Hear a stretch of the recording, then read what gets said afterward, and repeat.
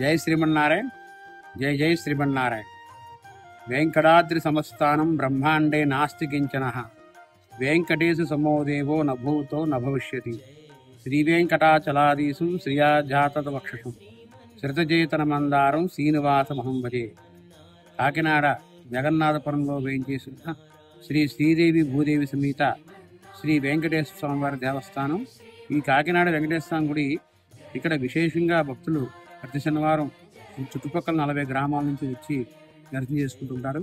పూర్వం నుంచి ఉన్న గుడి ఇంచుకు సుమారుగా 70 సంవత్సరాలు పూర్తవుతున్నారని గుడి ప్రతిష్ఠ చేసి, ఈ గుడిలో ఏదైతే మనస్ఫూర్తిగా స్వామివారిని దర్శనం చేసుకుని అనుకుంటే వివాహం అయితే వివాహం, విద్య, ఉద్యోగం, వ్యాపారం, వ్యవసాయం అన్నీ కూడా నెరవేరుతాయి.